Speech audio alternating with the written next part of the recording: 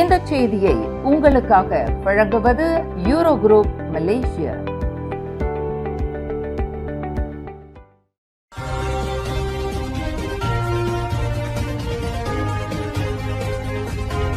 வணக்கம். திசைகளின் 5 மணி செய்திகள். பேராவில் 40 ஆண்டுகளுக்கும் மேலாக நிலவி வந்த குடியிருப்பு பிரச்சினைக்கு தீர்வு. 120 குடும்பங்களுக்கு நிலப்பட்டா வழங்கினார் அமைச்சர் ngah Koh Meng. பேரா மாநிலம் சுங்காய் கோலபிகாம் பகுதியில் 40 ஆண்டுகளுக்கும் மேலாக நிலவி வந்த குடியிருப்பு பிரச்சினைக்கு தீர்வு காணப்பட்டு அங்கு வசித்து வந்த 120 குடும்பங்களுக்கு நிலப்பட்டாக்கள் வழங்கப்பட்டுள்ளன.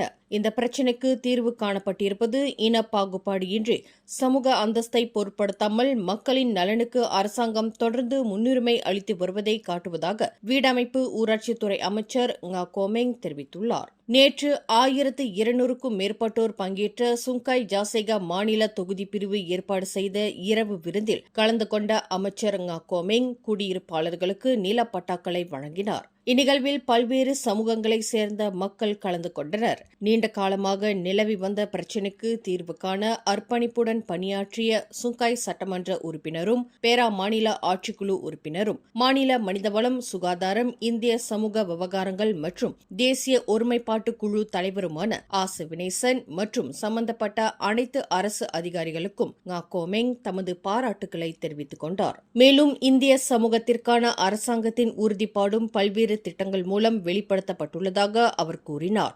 இந்நிகழ்ச்சியில் கலந்து கொண்ட டத்தோ சிவனேசன் நமது திசைகள் ஊடகத்திடம் அளித்த தகவலில் பேரா மாநிலத்தில் தமது கவனத்திற்கு வந்த 423 இந்திய குடும்பங்களின் குடியிருப்பு பிரச்சினைகளுக்கு தீர்வு காணப்பட்டு அவர்களுக்கு நிலப்பட்டா வழங்கப்பட்டதாக தெரிவித்துள்ளார். இதுகுறித்து மேலும் அவர் கூறுகையில், இந்த தடவை நான் வந்த உடனே 2022 ஜனவரி முதல் கட்டமாக பொம்பானில் 155 இந்திய குடும்பங்களுக்கு நிலம் வழங்கப்பட்டது.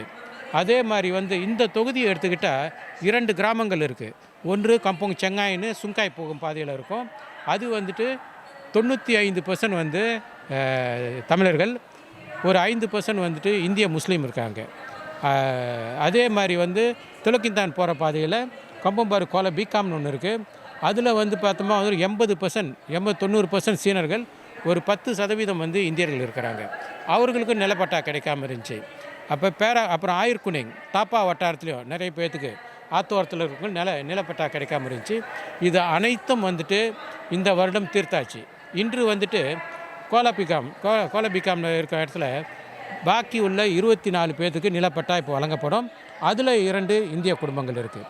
அப்போ நிரந்தர நிலப்பட்டா, வீட்டு நிலப்பட்டா அவங்களுக்கு வாங்க வச்சு பேராக்கில் என்னோட கவனத்துக்கு ஏறக்குறைய 423 இந்திய குடும்பங்களுக்கு நிலப்பட்டா வழங்கியிருக்கோம். அப்போ சுங்காயில் இனிமேல் அரசாங்க நிலத்தில் இருக்கிறவங்க நிலப்பட்டா இல்லைன்றது இருக்கக்கூடாது. அனைத்தும் தீர்த்து முடிச்சாச்சு. இதனிடையே இம்முயற்சியின் ஒரு பகுதியாக இந்திய சமூக குடியிருப்புகளுக்கு 20 மில்லியன் ரிங்கெட்டும், தமிழ் வழி பள்ளிகளுக்கு 50 மில்லியன் ரிங்கெட்டும் ஒதுக்கப்பட்டுள்ளதாகவும் மலேசிய இந்தியர் உருமாற்ற பிரிவுக்கான நிதி 150 மில்லியனாக அதிகரிக்கப்பட்டுள்ளதாகவும் ngah Koh Meng தெரிவித்துள்ளார். மேலும் மக்கள் அரசாங்கத்தின் உண்மையான செயல்பாடுகள் மற்றும் சாதனைகளை அடிப்படையாக கொண்டு அதன் செயல்பாட்டை மதிப்பிட வேண்டும் என்றும் இன உணர்வுகளை தூண்டும் அரசியல் கருத்துக்களால் திசை திருப்பப்படக்கூடாது என்றும் ngah Koh Meng கேட்டுக்கொண்டார். எதிர்வரும் மலாக்கா மாநில தேர்தலில் தொகுதி பங்கீடு தொடர்பாக பாரிசான் நேஷனல் கூட்டணி வெளிப்படையாக பேச்சுவார்த்தைக்கு தயாராக இருப்பதை பக்கத்தான் ஹரப்பான் வரவேற்றுள்ளது.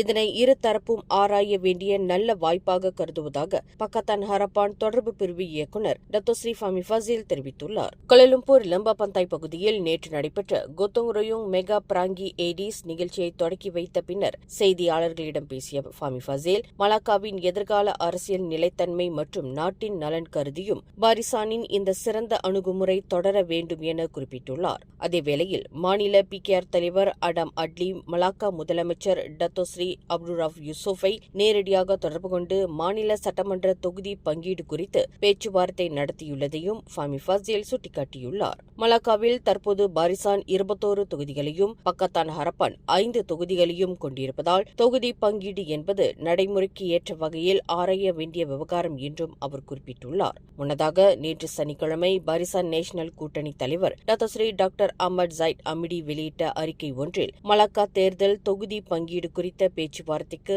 தாங்கள் தயாராக இருப்பதாகவும், பேச்சுவார்த்தை நேர்மையாகவும் கட்சிகளின் தொகுதி எண்ணிக்கையை பாதிக்காத வகையிலும் இருக்க வேண்டும் என்றும் தெரிவித்தார் என்பது குறிப்பிடத்தக்கது.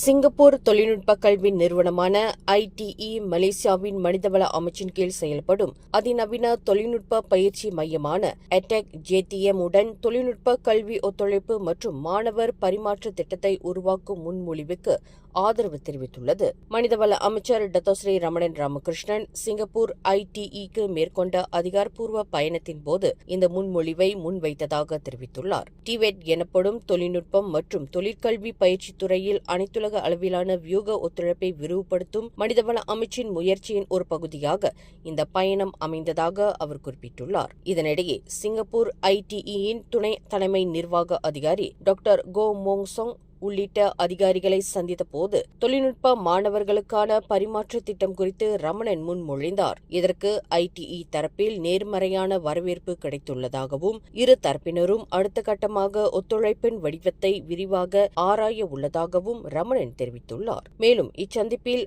ITE கல்லூரியின் வணிகம் மற்றும் சேவை பள்ளி இயக்குநர் தன் வி கியாங், அனைத்துலக அலுவலக உதவி இயக்குநர் ஜென் தான் மற்றும் அனைத்துலக அலுவலக மூத்த நிர்வாக அதிகாரி கேரோல் லிம் உள்ளிட்டோர் கலந்து கொண்டனர். இந்த மாணவர் பரிமாற்ற திட்டத்தை நடைமுறைப்படுத்துவதற்கு முன்னதாக அதன் செயல்முறை, ஒத்துழைப்பின் வரம்பு மற்றும் பிற விவரங்கள் குறித்து சம்பந்தப்பட்ட தரப்புகளுடன் மனிதவள அமைச்சு அடுத்த கட்ட ஆலோசனைகளை மேற்கொள்ளும் என்றும் ரமணன் தெரிவித்துள்ளார்.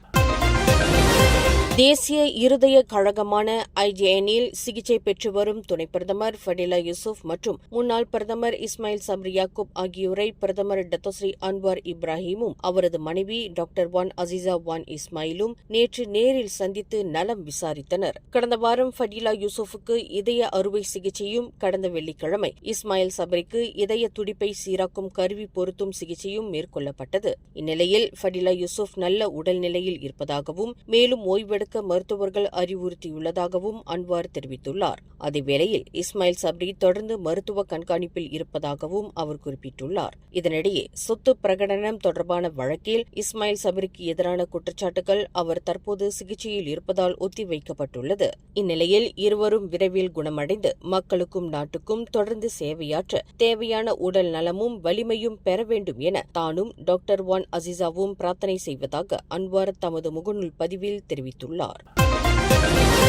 வெளிநாட்டவர் ஒருவர் மலேசிய குடிநுழைவு சின்னம் பொருத்தப்பட்ட வாகனத்தை ஓட்டும் காணொலி ஒன்று சமூக ஊடகங்களில் பரவியதைத் தொடர்ந்து அதிகாரிகள் விசாரணையை தொடங்கியுள்ளனர். இதுகுறித்து குடிநுழைவுத்துறை தலைமை இயக்குநர் டத்தோ ஜக்கரியா ஷாபான் இன்று ஞாயிற்றுக்கிழமை வெளியிட்ட அறிக்கையில், காணொலியில் இடம்பெற்ற வாகனம் துறையின் அதிகாரப்பூர்வ வாகனம் அல்ல என்பதை உறுதிப்படுத்தியுள்ளார். மேலும் அனுமதியின்றி குடிநுழைவுத்துறையின் சின்னத்தை பயன்படுத்தியது தொடர்பாக விசாரணை நடைபெற்று வருவதாகவும், சம்பந்தப்பட்ட நபரிடம் சின்னம் பயன்படுத்தப்பட்டதற்கான காரணம் குறித்து விசாரணை நடைபெற்று வருவதாகவும் அவர் குறிப்பிட்டுள்ளார். விதிமீறல் உறுதி செய்யப்பட்டால் உரிய சட்ட நடவடிக்கை எடுக்கப்படும் என்றும் அவர் தெரிவித்துள்ளார். அதேவேளையில் பொதுமக்களிடையே குழப்பத்தை ஏற்படுத்தும் வகையில் துறையின் அதிகாரப்பூர்வ சின்னம் மற்றும் அடையாளத்தை தவறாக பயன்படுத்துவதை குடிநுழைவுத்துறை ஒருபோதும் அனுமதிக்காது என்றும் ஜக்கரியா ஷாபான் எச்சரிக்கை விடுத்துள்ளார்.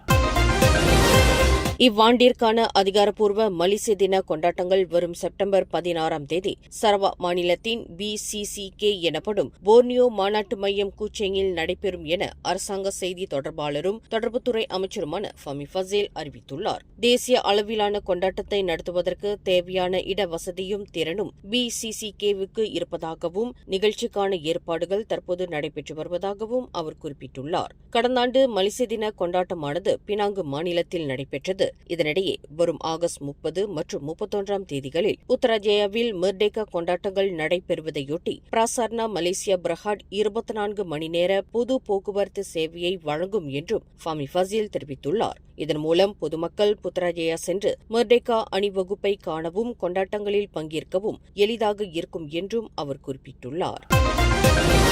குவாந்தான் மாநிலம் சுங்கைருவான் பகுதியில் உள்ள ஓய்வு விடுதியின் மீன்பிடி குளத்தில் தவறி விழுந்த தனது 8 வயது மகனை காப்பாற்ற முயன்ற 46 வயது தந்தை முகமது அஃபீஸ் ஜெய்டின் நீரில் மூழ்கி பரிதாபமாக உயிரிழந்தார். இதுகுறித்து ரவ் மாவட்ட போலீஸ் தலைவர் முகமது ஷாரில் அப்துல் ரஹ்மான் வெளியிட்டுள்ள அறிக்கையில், நேற்று சனிக்கிழமை பிற்பகல் சுமார் 3 மணி அளவில் இச்சம்பவம் குறித்து போலீசாருக்கு தகவல் கிடைத்ததாக குறிப்பிட்டுள்ளார். மேலும் மீன் பிடிக்க பயன்படுத்திய பிளாஸ்டிக் ரொட்டி பையை எடுக்க முயன்றபோது சிறுவன் குளத்தில் தவறி விழுந்ததாக முதற்கட்ட விசாரணையில் தெரியவந்துள்ளது.